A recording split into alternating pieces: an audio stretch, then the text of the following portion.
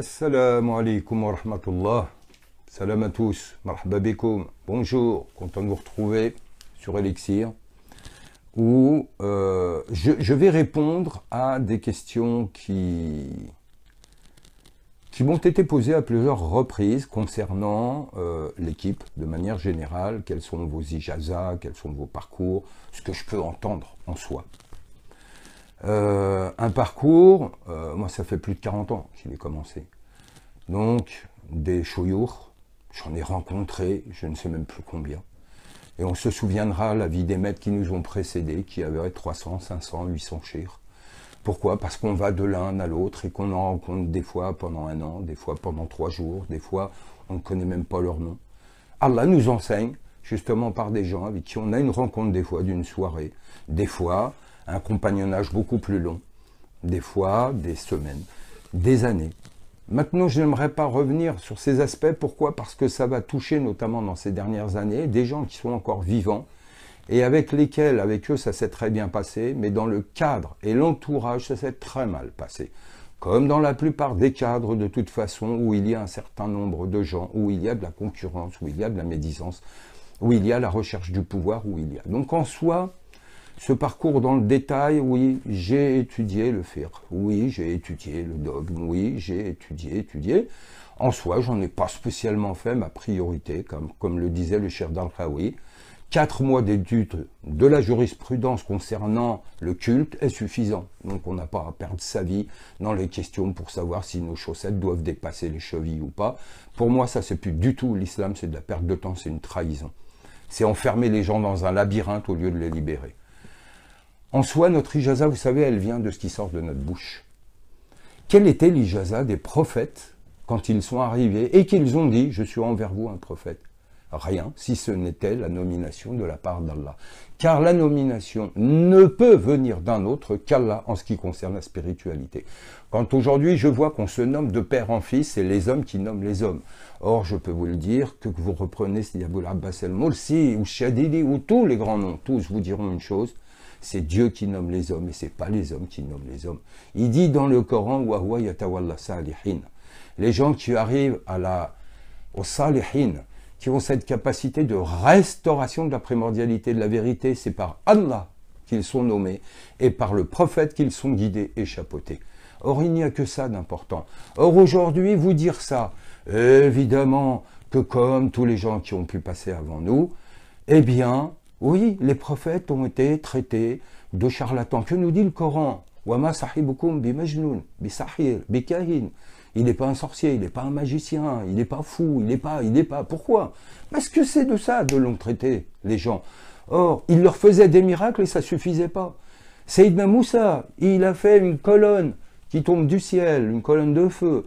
Il a fait pleuvoir le feu du ciel, il a lâché les sauterelles pour ravager l'Égypte, il a fait couler le sang dans le Nil et il a ouvert la mer devant son propre peuple. Et à quoi ça a mené? À l'adoration du veau d'or. Donc tout ça, c'est un gage de rien du tout. Le seul gage, c'est votre cœur. Si l'on devait reprendre la vie des prophètes, on pourrait même se poser des questions sur la pédagogie divine. Il prend Sayyidina Moussa, qui est prince d'Égypte, et il en fait un esclave dans le désert. On aurait tous parié sur lui en tant que prince d'Égypte, pas en tant qu'esclave dans le désert. Sayyidina Youssouf, qui veut au Quds, son père, son chir, son maître, son guide, Sayyidina Yaqub, prophète. Là, oui, tout le monde va parier sur Sayyidina Youssouf. Mais Sayyidina Youssouf trahi par ses frères, jeté dans le puits, puis en servitude, et ensuite en prison. Personne ne parie sur lui. Quels sont tes gages? Quelles sont tes lettres de noblesse? Quels sont tes critères? Comment on pourra te suivre alors que tu sembles abandonner le tous? Regardez Sidna Ayoub. Complètement dépouillé. Il perd tout. Famille, bien, tout, rejeté. Tout le monde pourrait se dire, mais il est maudit cet homme-là. Non, il est prophète. Et ça, c'est le cas de toutes ces grandes figures. Regardez Sayyidat Maryam, une adolescente qui a un enfant sans père. Tout le monde la traiterait de catin. Alors qu'elle est une élue qui est l'élite de l'élection divine.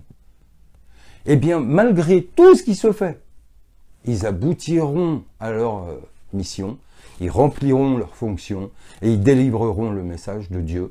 Et il ne sera reçu, ce message, que de la part de ceux qui ont encore des oreilles pour entendre, des yeux pour voir et un cœur pour comprendre. Regardez les oncles du prophète, 2 frères, Hamza, Abu Lahab. Le prophète dit « je suis prophète ». Hamza lui dit « oui ». Abu Lahab lui dit « non ». 2 frères, proches par le sang. Ce ne sont ni les ijazas, ni les grandes promesses, ni les grands turbans, ni les barbes blanches, ce n'est pas tout ça qui est la garantie de la sagesse divine. La vérité coule, telle la sagesse, de la bouche de ceux qui en sont porteurs, parce qu'ils l'ont reçue, non pas des hommes, mais de Dieu directement. Ittaqullah yu'allimukumullah. Et c'est Allah qui vous enseignera directement. C'est par l'enseignement d'Allah, reçu par Allah sur le cœur, que l'on est apte à transmettre. Donc que sommes-nous? Nous sommes des gens qui avons reçu cet enseignement direct et qui vous transmettons ce qu'ils ont reçu avec les moyens qui sont les nôtres. Et ça ne fait pas de nous des gens supérieurs à qui que ce soit, car cela est ouvert à tout le monde, l'esprit, chacun de vous en est porteur. Il suffit simplement de suivre et de connaître les étapes d'un cheminement initiatique purificateur qui fait que le cœur va recevoir. Or, c'est possible à toute époque et ça l'est encore aujourd'hui.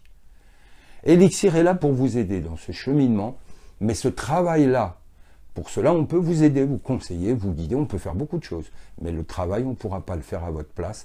Ce sera toujours le fruit d'un travail personnel et intérieur. On est là pour vous aider, mais le travail, c'est vous qui devrez le faire. À très bientôt, Inch'Allah. Salam alaikum.